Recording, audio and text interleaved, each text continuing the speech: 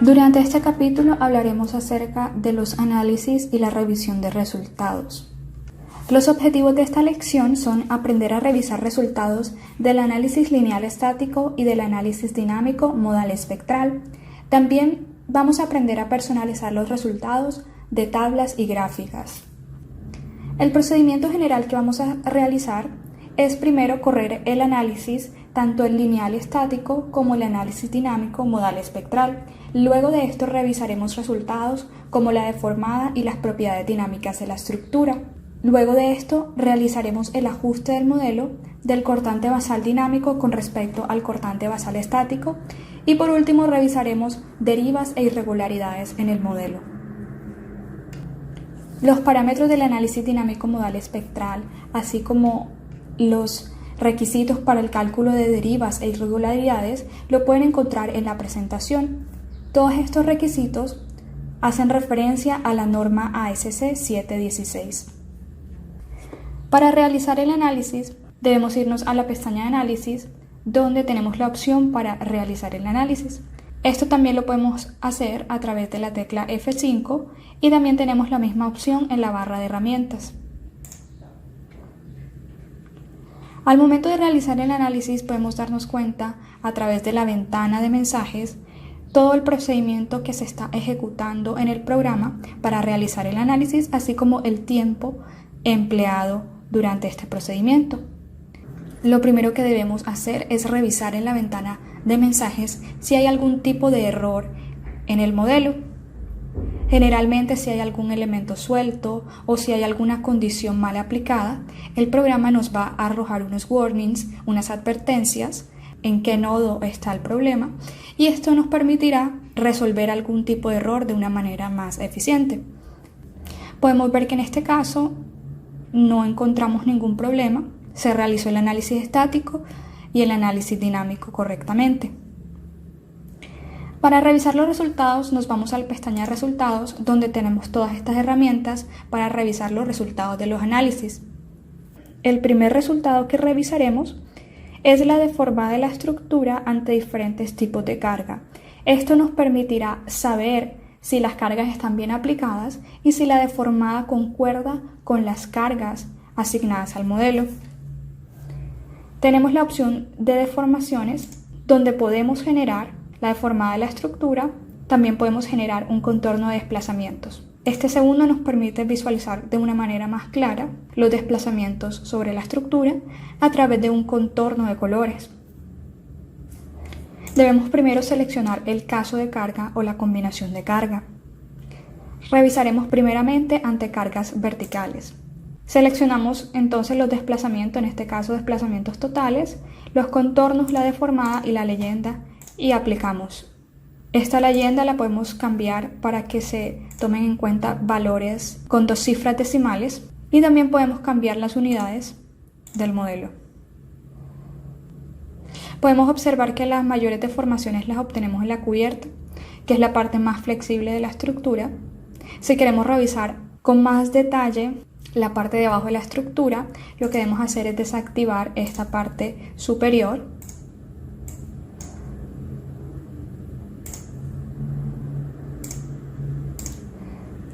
y ver entonces la manera en que se están deformando cada uno de esos elementos.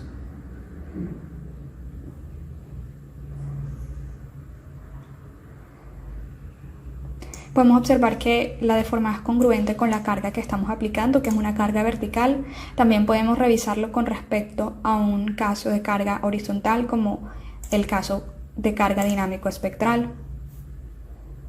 En este caso es el espectro en la dirección X. Podemos ver que los desplazamientos están orientados prácticamente a lo largo de esta dirección en X, como se puede observar también en la vista en planta. De igual manera, el espectro en la dirección Y, podemos ver que está desplazado en esa misma dirección. Algo que cabe resaltar es que al momento de nosotros considerar las excentricidades accidentales en los casos de carga dinámicos, el programa crea unos casos de carga adicionales, que son estos que se referencian como ES, y hacen referencia a la excentricidad accidental considerada en ese caso de carga dinámico. Como tenemos dos casos de carga en la dirección X y en la dirección Y, el programa creó automáticamente estos dos casos de carga para tener en cuenta esas excentricidades. Si aplicamos la deformada de estos casos de carga creados por el programa, podemos ver que son casos de carga que activan principalmente ese modo torsional de la estructura, ya que hacen referencia a la excentricidad en planta. Luego de revisar las deformadas de la estructura y que se esté comportando coherente con los casos de carga, procederemos a revisar las propiedades dinámicas. Para esto utilizaremos la herramienta que se llama Mode Shapes. Aquí podemos generar la información de los modos de vibración. Podemos seleccionar los modos de vibración que hemos definido previamente, que fueron 12. Seleccionamos también la leyenda, el contorno y aplicamos. En este caso podemos ver que la estructura se está desplazando para el primer modo, principalmente en la dirección X, como se puede observar en la vista en planta. Si observamos el modo 2 y activamos una vista en planta, podemos ver que se desplaza en la dirección Y, pero también hay una rotación de la estructura, entonces esperaríamos tener un factor de participación de masas torsional un poco mayor al primer modo. Para el tercer modo, podemos ver que también hay una combinación en el desplazamiento traslacional en Y y un comportamiento torsional. Para nosotros ver de una manera más detallada estas propiedades dinámicas, podemos generar una tabla con los resultados haciendo clic en los tres puntos. En la primera parte se nos muestran tanto los periodos como las frecuencias correspondientes a cada uno de los modos de vibración. En la segunda parte encontramos los factores de participación de masas correspondientes a cada modo de vibración en las direcciones traslacionales y rotacionales. Como observamos anteriormente, el primer modo tiene un mayor factor de participación de masas en la dirección X. Este factor corresponde al 81.5%. El segundo modo, como veíamos, tiene una combinación tanto en la dirección Y como en la rotación. Y de igual manera, el tercer modo es una combinación de la traslación en Y con la rotación. Podemos ver que para estos 12 modos alcanzamos más del 90% de participación de masas en todas las direcciones. Este 90% de participación de masas, como se menciona en muchas normas, nos asegura que estamos alcanzando un valor representativo del cortante basal de nuestra estructura y también de los demás resultados de desplazamiento y de fuerzas internas en los elementos. Otro resultado que queremos revisar son los diagramas en los elementos. Para eso nos regresamos a la pestaña del modelo. Podemos cerrar esta ventana e incluso podemos cerrar la ventana que teníamos abierta anteriormente de los resultados del análisis modal. Para revisar los diagramas en los elementos, nos vamos a la herramienta que dice Forces y aquí seleccionamos la opción Beam Diagrams. Esta nos permite entonces revisar los diagramas en los elementos pertenecientes a los pórticos. Lo primero que debemos hacer es seleccionar el caso de carga o la combinación de carga. Seleccionamos la componente del diagrama que queremos visualizar. En este caso, el que viene por defecto activado es la componente MY, que es el momento flector con respecto al eje local Y del elemento. De igual manera, seleccionamos las opciones de visualización como los contornos, las deformadas, las leyendas y aplicamos. Volvemos a seleccionar las unidades de kilonewtons metro y podemos ver inmediatamente que los valores se actualizan para tener en cuenta estas nuevas unidades. En este caso voy a quitar la deformada de la estructura. Si nosotros observamos de manera detallada el comportamiento de uno de estos nudos, o de una de estas conexiones de columna-viga en la estructura, podemos ver que los diagramas reflejan el efecto de zona de panel que habíamos considerado en uno de los capítulos anteriormente. Podemos ver que estos diagramas empiezan en la cara de la columna y no comienzan en el nodo como tal. Si activamos la estructura completa y visualizamos solamente el comportamiento de la cubierta, podemos ver reflejado en los diagramas de momento la condición de Beam End Releases que habíamos aplicado a estas vigas. Se puede observar que estas vigas están simplemente apoyadas y que no hay momentos en los extremos de estas vigas. Otros componentes que podemos observar a través de estos diagramas son los diagramas de las fuerzas cortantes. Estos se ven reflejados en las fuerzas FY y FZ, respectivamente para el eje local Y y Z de las secciones. Para obtener estos mismos resultados a través de las tablas, debemos hacer clic en los 3 puntos, donde el programa nos activa esta ventana.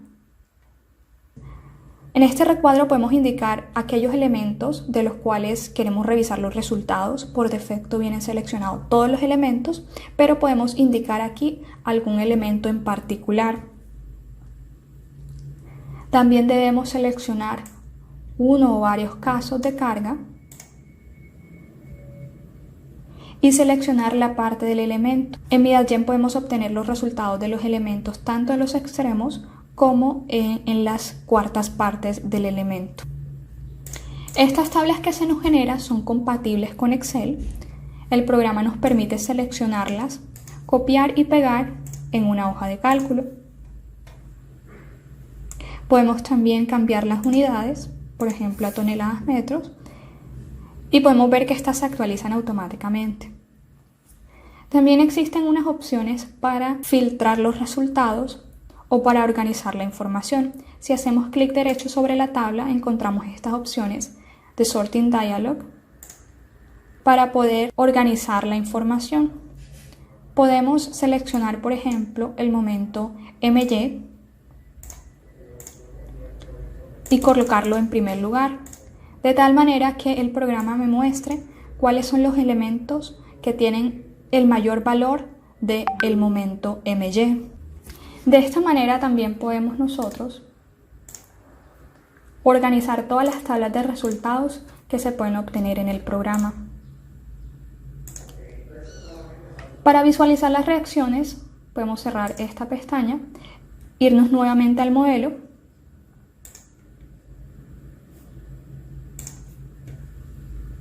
y seleccionamos la opción que dice Reactions. Aquí podemos encontrar las reacciones en términos de fuerzas y momentos. Hacemos clic en los 3 puntos para acceder a las tablas y seleccionamos los casos de carga. En este caso me interesa saber las reacciones por los casos de carga estáticos de las fuerzas sísmicas y de las fuerzas sísmicas dinámicas. Al irnos al final de la tabla encontramos la sumatoria de estas reacciones. Estas me permiten determinar el factor de escala o el factor de ajuste que debemos aplicar a los casos de carga dinámico para garantizar que se cumpla la condición establecida en la ASC. Según esta, el cortante basal dinámico debe ser por lo menos el 100% del valor obtenido de la fuerza horizontal equivalente o de la fuerza sísmica estática. Y en caso de que no se cumpla, se debe asignar un factor de escala para que estos dos valores coincidan al 100%. Estos resultados de las reacciones los copiamos y los pegamos a una hoja de cálculo en Excel. Son exactamente estos mismos valores en kilonewtons y podemos encontrar aquí el factor de escala o el factor de ajuste dividiendo el valor del cortante estático entre el cortante dinámico. Para la dirección X encontramos un factor de ajuste de 1.27 y para la dirección Y encontramos un factor de ajuste de 1.59. Estos factores de ajuste se ven reflejados en el caso de carga dinámica. Para esto cerramos esta ventana y nos vamos a las opciones de casos de carga dinámicos. Podemos hacer clic derecho sobre el caso de carga que ya habíamos definido y seleccionar la opción de propiedades. Este factor de escala lo incluimos en la sección donde dice Scale Factor. Para el espectro en la dirección X, asignamos el factor de escala de 1.27, lo modificamos y el programa nos indica que si queremos borrar los análisis realizados previamente, le damos clic que sí para continuar. Y para el espectro en la dirección Y, tenemos un factor de escala de 1.56. Modificamos asimismo este caso de carga y podemos ver aquí en este resumen los factores de escala que están afectando cada uno de estos casos de carga dinámicos. Una vez realizado esto, procedemos a correr nuevamente el análisis.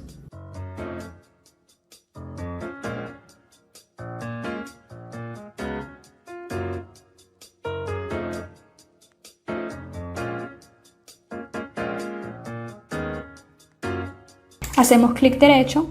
Esto nos permite acceder a las mismas funciones de resultados de una manera más rápida. La primera corresponde a las reacciones. Seleccionamos la opción de reacciones de fuerzas y momentos. Seleccionamos los casos de carga y volvemos a revisar de que los factores de escala en este caso me estén dando iguales a 1. Y luego de aplicar el factor de ajuste, podemos continuar con la revisión de las derivas. Hacemos clic derecho sobre la pantalla y seleccionamos la opción de Story Table. La primera que nos aparece es la opción de Story Drift, que nos permite determinar estas derivas. Seleccionamos los casos de carga. Voy a seleccionar los casos de carga dinámicos espectrales. Después de esto, el programa nos pide que definamos esos parámetros para el cálculo de las derivas. Según la ASC, las derivas deben ser determinadas multiplicando los resultados del análisis por un factor de CD sobre IE. Para el sistema estructural que estamos utilizando, el factor de amplificación CD es igual a 5.5, el factor de importancia es igual a 1, y el límite admisible de las derivas es igual a 0.015. Hacemos clic en OK y podemos obtener la deriva en la dirección X, la deriva en la dirección y la deriva combinada o la deriva resultante en el piso. Podemos observar que el programa nos muestra la máxima deriva de todos los elementos verticales y la deriva con respecto al centro de masas. Podemos observar entonces que para estos dos casos de carga, el espectro en la dirección X y en la dirección Y, las derivas están dando por debajo del límite admisible, entonces el programa nos muestra que todo está ok. A partir de estas derivas, entonces determinaremos las irregularidades de la estructura y haremos los chequeos correspondientes. Comenzaremos entonces con la irregularidad en planta, la irregularidad torsional y la torsional extrema. Estas irregularidades torsionales las determinaremos comparando las derivas máximas obtenidas de los elementos verticales con respecto a la deriva promedio de los extremos de la planta. Para esto vamos a hacer clic derecho sobre la tabla de las derivas y seleccionaremos la opción de Select Calculation Method, el cual nos permite seleccionar diferentes métodos para el cálculo de las derivas. Queremos entonces obtener el promedio de las derivas de los puntos extremos de la planta. Esto lo hacemos activando esta opción y seleccionando sobre el modelo los puntos extremos de la planta.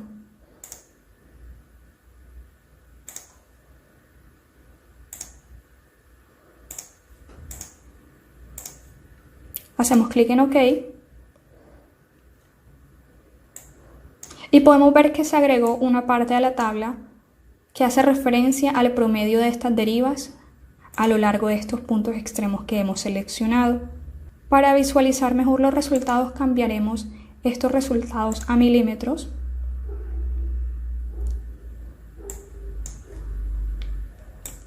Y esta tabla la seleccionaremos, la copiamos y la pegamos a un archivo en Excel.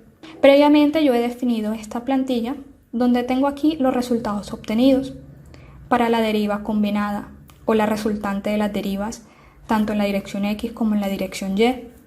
Tienen una imagen aquí de los puntos extremos que hemos seleccionado, que son estos resaltados en rojo, a partir de los cuales hemos obtenido este promedio en las derivas. Como se observaba en la tabla del programa, tenemos aquí los resultados de las máximas derivas de los elementos verticales. Para realizar el chequeo de la irregularidad torsional, entonces, de acuerdo a lo que dice la norma, debemos obtener dos valores.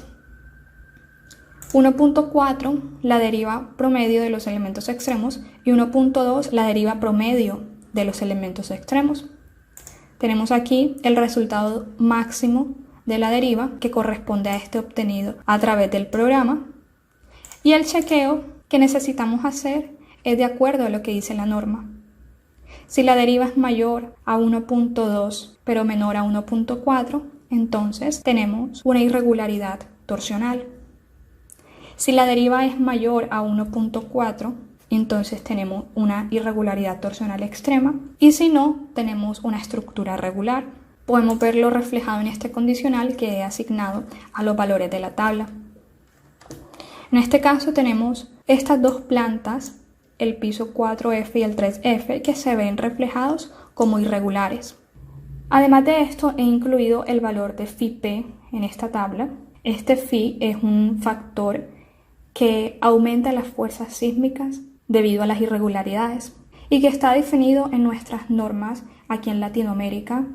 Dependiendo del país pueden variar estos valores de Φ, pero el concepto es que afectan las fuerzas sísmicas debido a la irregularidad.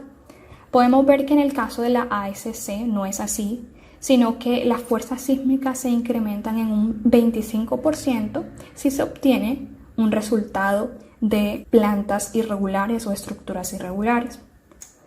El otro chequeo que revisaremos de las irregularidades es el chequeo de piso flexible o piso blando. Este también depende de las derivas, para el cual utilizaremos las derivas en la dirección X y en la dirección Y. Esta irregularidad por rigidez o irregularidad de piso flexible o de piso blando nos indica que si la rigidez de un piso con respecto al piso inmediatamente superior o con respecto al promedio de los tres pisos inmediatamente superiores supera estos dos porcentajes, se considera que la estructura es irregular o irregular extrema. La rigidez del piso lo podemos asumir como 1 sobre la deriva de entrepiso obtenida. Entonces tenemos aquí en esta tabla el resultado de las derivas en X, las máximas obtenidas. Tenemos aquí el chequeo de la irregularidad en rigidez. Podemos obtener aquí la deriva de entrepiso que corresponde a la deriva máxima y la rigidez del piso como 1 sobre la deriva de entrepiso. Esto nos permite conocer la rigidez del piso. Podemos ver aquí los chequeos con respecto al piso inmediatamente superior y con respecto al promedio de las rigideces de los tres pisos inmediatamente superior. Haciendo la comparación con los porcentajes indicados en la norma, podemos determinar si la estructura es regular o irregular. De igual manera, hacemos el mismo chequeo en la dirección Y. Tenemos acá en esta tabla reportado los máximos valores de las derivas con respecto a los elementos verticales, tanto del caso de carga dinámico en la dirección X como en la dirección Y. En esta tabla de abajo podemos ver las derivas máximas, la rigidez del piso, la comparación con respecto al piso superior y con respecto a los tres pisos inmediatamente superiores y el chequeo respectivo. Podemos observar en este caso que hay una irregularidad en la dirección X y en la dirección Y tenemos una irregularidad extrema. Luego de esto también tenemos la irregularidad por distribución en masas. Esta la podemos obtener a través de la información de las masas por piso que obtenemos en la pestaña de Query en la opción de Story Mass Table. Aquí podemos ver en cada piso ¿Cuáles son los valores de las masas? Esta tabla la copiamos y la pegamos a una hoja de Excel, como se puede observar en pantalla. Y en esta tabla he realizado el chequeo de las masas. Aquí tenemos por cada piso la masa y la comparación con respecto a los pisos adyacentes, el superior y el inferior. De acuerdo a la norma ASC, se considera irregular si el piso que estamos analizando difiere de los pisos adyacentes en más de un 150%. Y podemos observar que el piso 5F es irregular. Esto lo podíamos haber previsto porque el piso de la cubierta tiene una masa mucho más pequeña con respecto al piso de abajo. Por último, haremos el chequeo del piso débil. Esto lo haremos a través de la norma que tiene incluida el programa, que es la NSR. Para esto hacemos clic derecho sobre la pantalla, seleccionamos las opciones de resultados por piso y seleccionamos la opción de parámetros de irregularidades. Aquí indicamos la NSR. Luego de esto volvemos a hacer clic derecho sobre la pantalla y seleccionamos la opción de irregularidad por capacidad o piso débil. He seleccionado estos resultados por la NSR porque la NSR está basada en la ASC 7 y los requisitos de ambas normas son exactamente los mismos. Podemos ver aquí el chequeo de capacidad en la dirección 1, que es la dirección X, y en la dirección 2. En este caso podemos observar una irregularidad extrema en la dirección 1 o en la dirección X.